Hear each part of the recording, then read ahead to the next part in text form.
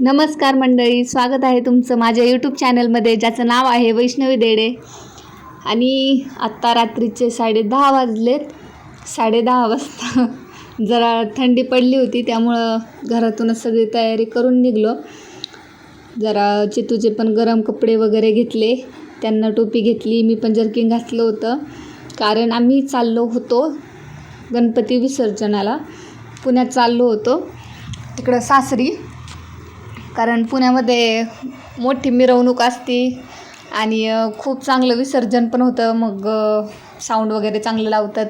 मग आम्ही तिकडं चाललो होतो, कारण ह्यांचं दुकान त्या दिवशी बंद होतं. मग हे म्हणले असंही इथं बसण्यापेक्षा आपण जाऊ. त्या दिवशी मग इथं पण ना एका मंडळाचं जेवण होतं. मग आम्ही तिथंच गेलो होतो जेवायला. हे आल्याच्यानंतर ते जेवले त्यानंतर ते जेवून आम्ही निघलो. आणि येता येता पण जरा दिखावे वगैरे बघून आलो, तयारी कुठपर्यंत आली काय. तेव्हा तर सगळे रथांची तयारी वगैरे चालू होती दुसऱ्या दिवशीची. आणि घरी जाऊन मग झोपलो. सकाळी उठलो, तिथलं काम आवरलं, नाश्ता वगैरे केला आणि तिथून मग आम्ही गणपती बघायला आलो. आणि सगळ्यात आधी तर आम्ही दत्तवाडीत आलो होतो. तर हा दत्तवाडीचा साऊंड आहे.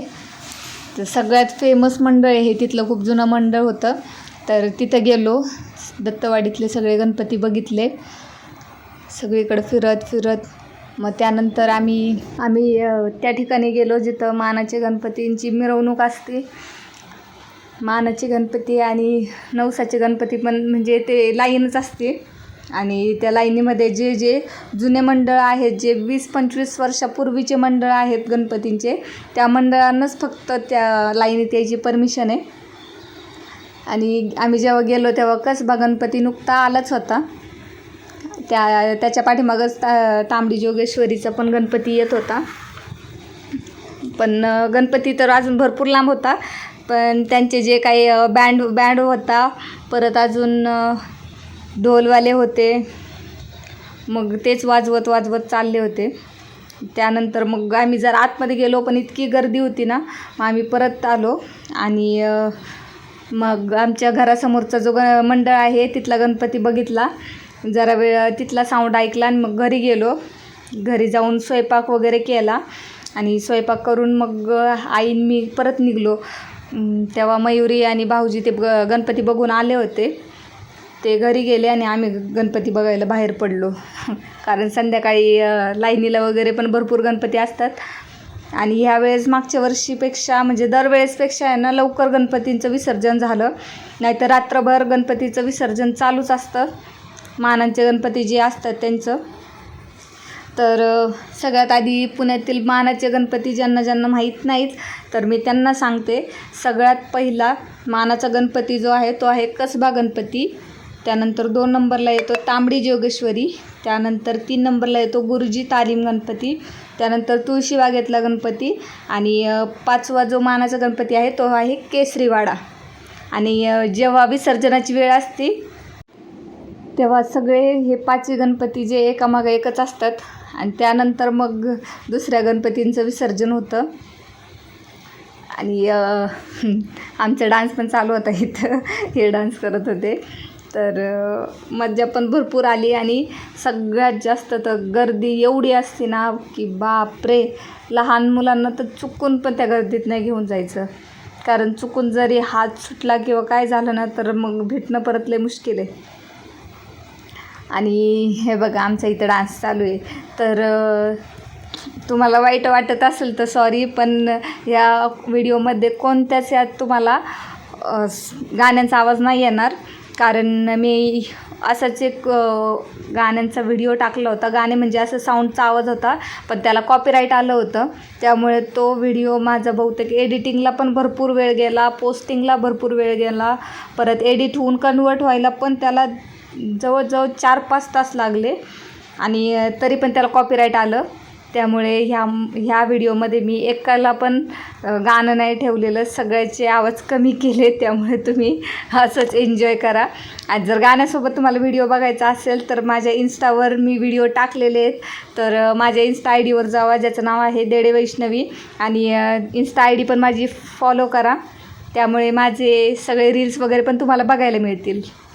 आणि इथे आम्ही डान्स वगैरे करत होतो, मस्तपैकी डान्स वगैरे केला. आणि घरापासून तर बहुतेक ना आम्ही भरपूर चालत खूप लांबपर्यंत गेलो. लाईनीच्या गणपती जेव्हा जिथं होते ना तिथपर्यंत गेलो. तिथूनच बहुतेक 4-5 चक्रा मारल्या.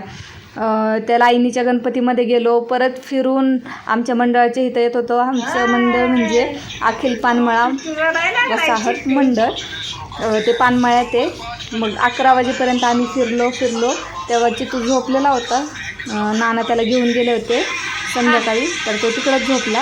मग नानांनी त्याला घरी आणून सोडलं. आणि 11 वाजता फोन आला आईचा की तो उठला आणि रडतोय. मग आम्ही धावत पळत कसं तरी घरी गेलो.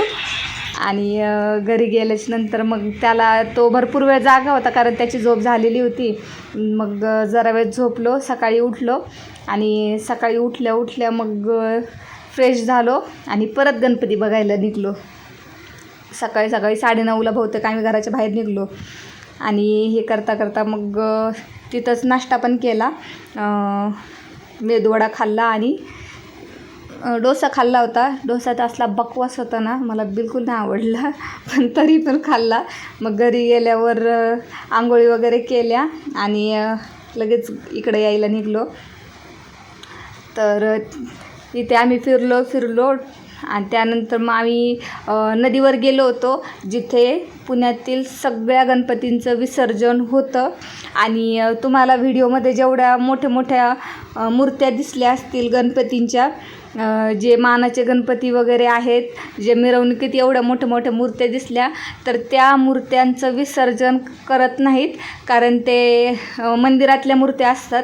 आणि ते फक्त मिरवणुकीपुरतं बाहेर काढतात. मिरवणूक झाल्याच्यानंतर त्या गणपतीच्या मूर्त्या परत मंदिरात ठेवतात.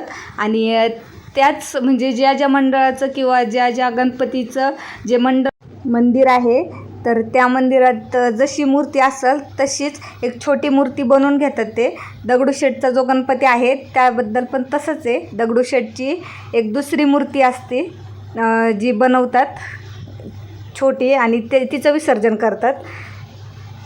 आणि हा तो पूल आहे. ही पुण्यातील नदी, मुळा-मुठा नदी, इथेच सगळ्या गणपतींचं विसर्जन होतं. आणि वरून बघा आता मेट्रो गेली.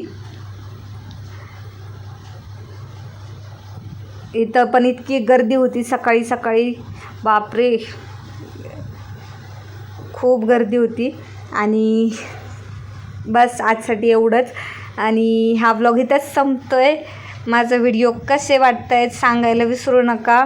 आणि चॅनलला सबस्क्राईब करा. आणि असंच पुढच्या वर्षी पण गणपती बाप्पा लवकर या असं जयघोष करत राहा.